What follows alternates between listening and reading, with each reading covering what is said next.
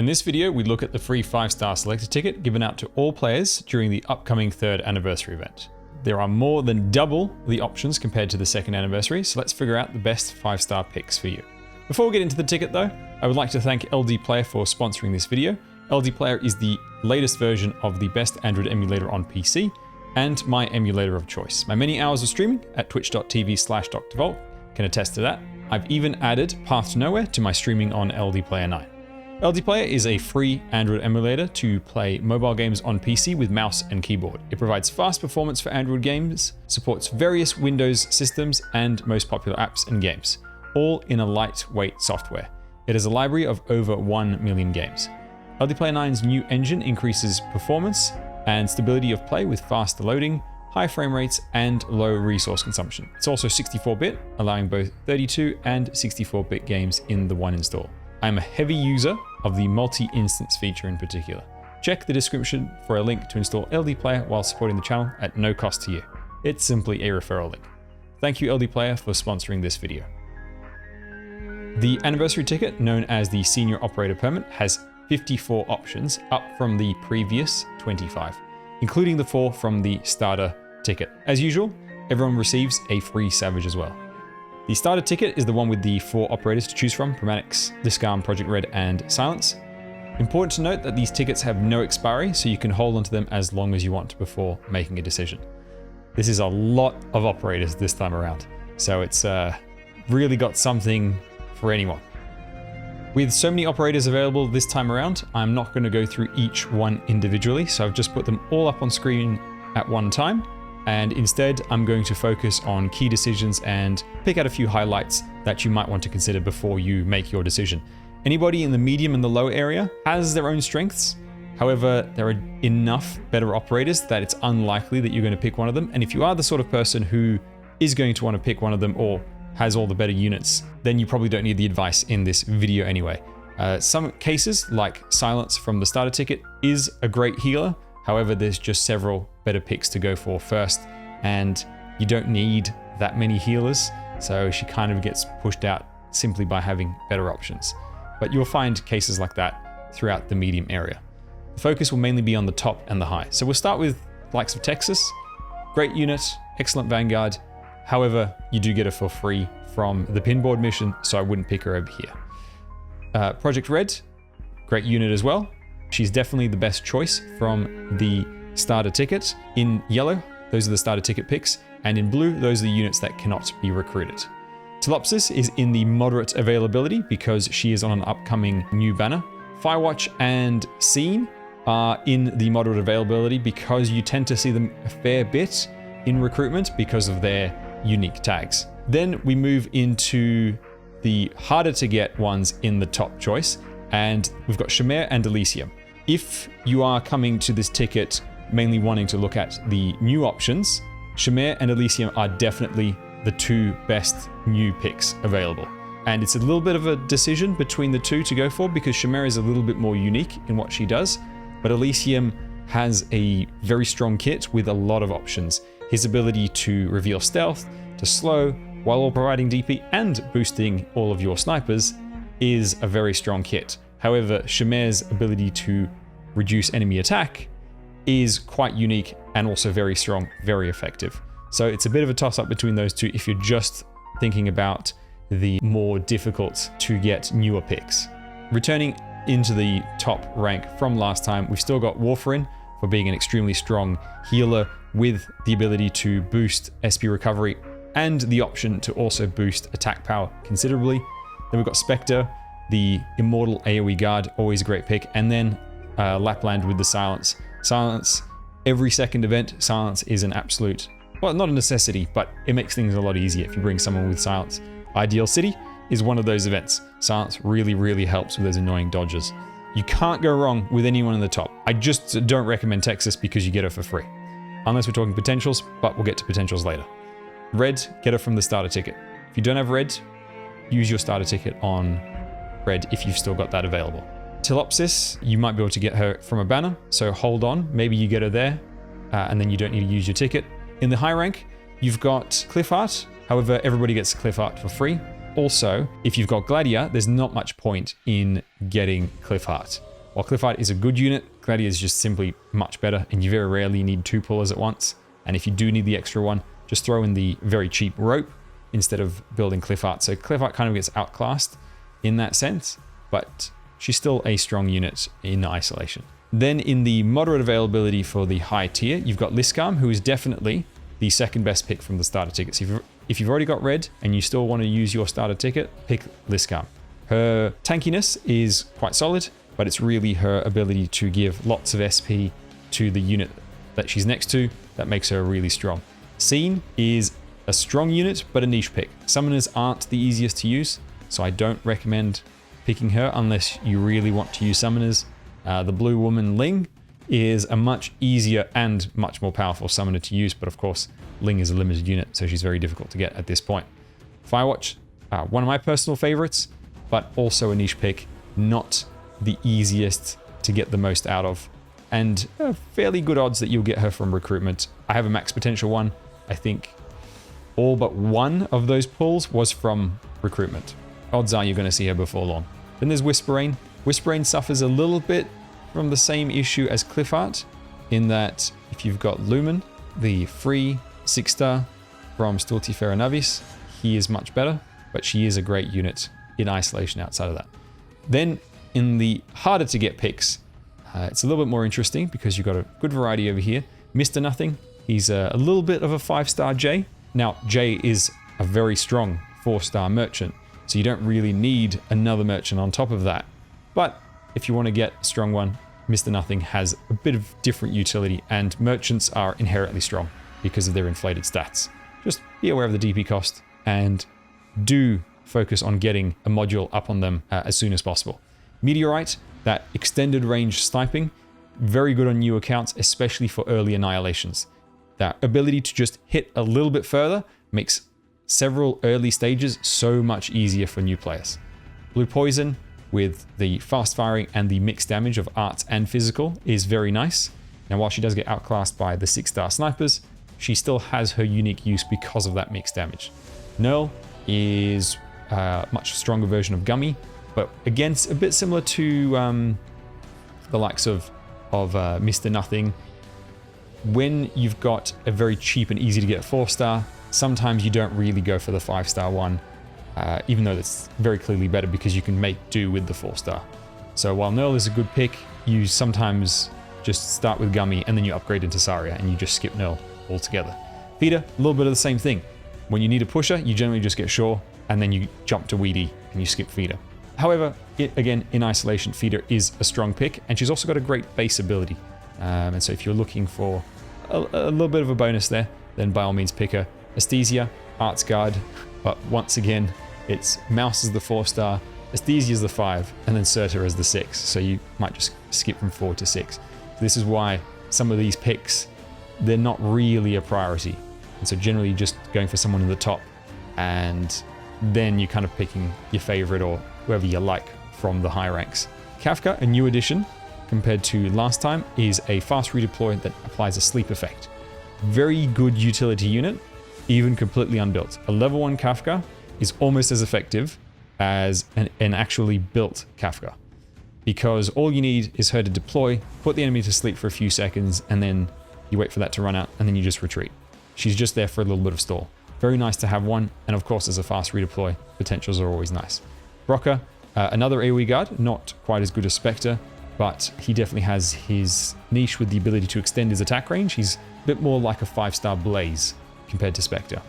April, pseudo fast redeploy sniper with camouflage, very useful utility. Then we've got Platinum. Now between Platinum and Blue Poison, I do think Blue Poison is the better choice. However, Platinum is a little bit between your standard sniper like Blue Poison and your longer range sniper like Meteor, because once her skill is charged up, she's got that longer range with fairly big damage. So that can also be useful. You can't go wrong with Platinum. Of course, I wouldn't pick her over anyone on the top. And then you've got Manticore, who, like many of the other units over here, there's the 4-star Ethan, who is generally all you need. And then if you want to go for a 6-star, you can go for Mizuki, and you kind of skip Manticore. However, this archetype is very good at stacking over each other. So you can do a group of them, like in a line, and that's a lot of free damage going on the targets. They're usually not getting hit. So that's my thoughts on the top and the high. Within the medium, I just want to pick out maybe a couple that might be worth considering. So you've got Swire, who has the same base ability as Amia. So if you want to do a little bit of base optimization and you don't really need your ticket for gameplay purposes, Swire is a good pick over there. You've got Adriana as a forgotten Abyssal Hunter, if you're going to do an Abyssal Hunter team. Sora, if you want to do a little bit more buffing, there's an option. Reed, if you want to build up your trust on Reed for the Reed ult that's coming up. And then Waifu is another fast redeploy, and fast redeploys are never bad. It's just that by the time you get down to Waifu, you've got quite a few fast redeploys that are better than her, many of which I highly recommend building. So Waifu might have a little bit of difficulty fitting into the team, but if, like me, you love spamming fast redeploys, then by all means go for her as well, and potentials are always good. So those are a few picks that you might want to consider from the medium, but of course, I do highly recommend you prioritize from the top or the high tier. Now let's look at a priority checklist of sorts that you can use to help make your decision, especially if you're coming from a newer account and you've got so much choice that you can't really wrap your head around who to pick, especially with over 50 units to choose from this time. So first you want to prioritize on offense. Offense is definitely more valuable than defense. And then defense is more valuable than support unless that support provides improvements to offense. And then if undecided between great picks, I recommend you fill gaps in the roster first. So even though you might have a stronger unit that's available to choose from, but you've already fulfilled their role with one or two other units, then go for somebody else in a role that you haven't really got in your roster at the moment. A new operator is better than more potentials, unless you already have a large roster and most of the best picks. If you've already got 40 different units built, another new operator, you might not end up using them very much and you're not really interested, so you may as well go for a potential for a unit that you actually use. But generally, especially on newer accounts, more choice is better than potentials. Operator that see use once you pull a 6-star of their archetype are better than strong but replaceable operators. So this means like the likes of Spectre, who has that invincibility. So even if you pull Blaze, Blaze doesn't have true invulnerability like Spectre does, so you will still see some use for Spectre. Similarly, if you've got Thorns, it doesn't mean you're never going to use Lapland because Lapland has the silence. AoE guards, range guards, fast redeploys inherently have more room in squads because of their inherent strengths. AoE guards are just always good. Range guards with their ability to hit ground and air from a distance while behind your front line. There's so much that they can do. They'll always fit. And fast redeploys are so versatile. There's so much you can do with them. I always like to throw in at least one and see if I can fit a second one into any squad. And then if you're still unsure, just prioritize the operators that you see on screen from left to right. And obviously we're picking red with the starter ticket if that's still available. This time around, Elysium takes the crown as the best pick by himself in isolation because of all that utility that he provides. Now, I would add one caveat to this, and that is if you've got Myrtle and if you're starting or you're playing during Ideal City, where the banner has Cantabile, a new 5-star fast redeploy Vanguard, that's 2 Vanguards already in your team, and it's 2 quite different ones. You don't really need a third. While Elysium is a strong unit, you don't really need to add a third Vanguard to that. So in that case, you might take into consideration that third point if undecided between great picks, fill gaps in your roster first. So you might start with that and then go, well, Elysium is very strong. However, the best healer I've got is just Susuro and Ansel. I want to get someone like Warfarin. So you will go down the list to get Warfarin, or you've got no silence whatsoever and you want to take Lapland instead. I want to emphasize, this is just a series of guidelines. You don't have to follow exactly what I do. You're playing the game, it's your account. You're free to do whatever you want. This is just some advice from me, who has played this game a lot.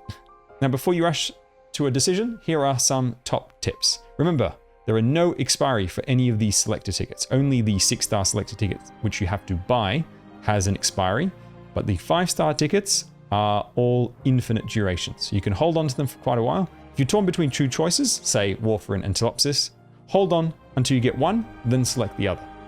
You never know. You might get one from recruitment. You might get one from the Ideal City banner pools. At the very least, I would hold on until you're done with the Ideal City banner pools. because you never know what you're going to get along the way. It's happened to me before where I've held on to the ticket, I got one of the units I wanted, and then I could pick someone else. If you have the patience, go for the power picks like Spectre, who will always have some kind of use because of her immortality, and then you can wait for opportunities to fill in the gaps elsewhere. However, this really is for the more patient players. You're not going to get as much use out of the unit right away compared to someone who's going to fill a gap. It's up to you. Do consider the 5-star focus units on upcoming banners. So in the upcoming months, Telopsis will be on the banner for Dorothy's release. Skyfire, Shamir, Mr. Nothing, Toddyfons, amongst others, will be on Joint Operation 7. Franca is on the Muenar release banner. Whisperain is on the Chapter banner rerun. And Cliffheart is on Stainless's release. Although, of course, keep in mind, Cliffheart, everybody gets one for free. A quick note on standard banners, whether you should wait for the unit to appear in a store, or should you try to pull them on a standard banner. I do not recommend it as far as pulling goes. With pulling, there are 3 units on a standard banner. To begin with, standard banners are generally the worst banners in the game. So it's already a difficult sell on getting you to pull to begin with. And if there's only one 5-star on there that you want, the odds are a little bit too low. Maybe pull to the guarantee, have a little bit of a gamble, see who you get in that guarantee, and then just stop. The pity will carry over, so you can make use of the pity on a new release banner in the future. Perhaps you might get that unit that you want within the guarantee. I don't recommend it. It's never something that I've done, except for one disaster with Shamir, but we do not talk about that over here. I don't recommend it, and in fact, the Shamir experience very much proves why. I don't recommend pulling on a standard banner for a 5-star. As far as buying 5 stars from the store goes, saving up for 6 stars is much, much more important. So if you're a new player, absolutely not. Do not buy 5 stars, save for 6 stars instead.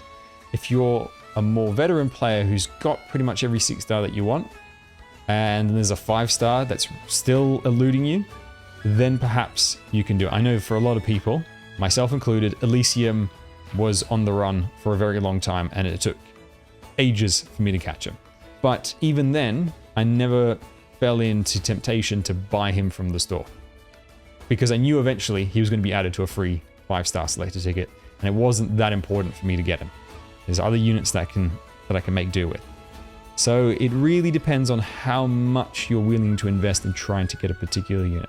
I don't think 5 stars overall are that important that you should compromise on your ability to get 6 stars, who are much more important and much more difficult to get. As for when will a 5-star appear on a banner, it's really difficult to tell. It's much more difficult to predict 5-star appearances than 6-star appearances. 6 stars, the debuts and the reruns, like the first reruns, are generally fairly predictable. It's easy for us to get a general window. Also, with the 6-star, you can kind of calculate, okay, we saw them 4 months ago, so I should be ready for them to appear at any point now. 6 months is like, okay, they're really overdue. They're absolutely going to appear very, very soon. I should save some pulls. Whereas with 5 stars, it's just whatever. There is really no rules. Some units debut months earlier than you expect, some much, much, much later. Others don't appear in the store until forever. It's absolutely nuts. And even using the CN schedule doesn't help at all. So I would not rely on standard banners in any way for 5 stars. Now, if you're a veteran with a stacked roster, you are in a privileged position to be able to consider going for potential instead of going for a completely new operator. As a quick reminder, I would not go for potentials unless you have all of those high or top picks, or most of them, because there's many great situations to use them in, and plus a lot of them are really fun to use, very cool units. So I would go for those first, at least one of each. Do consider that some weaker operators might get a module that makes them really strong in future, although historically speaking, 5 stars have generally not gotten the best modules, so power very rarely shifts within the 5 stars, but it is something worth considering. Now, if you are going for potentials, generally Vanguards followed by fast redeploys benefit the most from potentials. So with that in mind, the potential priority from left to right, as seen on screen, is Elysium as the #1 priority pick, followed by Texas, who is also a Vanguard. Then we get into the fast redeploys with Project Red, April, Kafka, and Waifu, and then potentials for just really strong units like Lapland or Spectre. Lapland does eventually get a longer silence at a certain potential level. However, her silence is already so strong that you don't really need to prioritize it, but she's a strong unit anyway that you're going to use a fair bit, so you may as well throw in some potentials if you have that luxury. I hope this video has helped you make an informed decision on which 5-star to pick. I'll be streaming Ideal City viewer pools on Twitch at twitch.tv/drvault from the moment the server opens up. In fact, I'll be starting the stream an hour before that so that we can set up and get everybody in there, followed by a new account challenge. It will be an absolute marathon stream, possibly 20 hours long. I'll be using LD Player. Thank you again for sponsoring this video. Link below to try it out for yourself. Do comment on the video if you need further advice or just want to say something. Like and share if you enjoyed it, and please subscribe if you haven't already. Thanks for watching. Bye.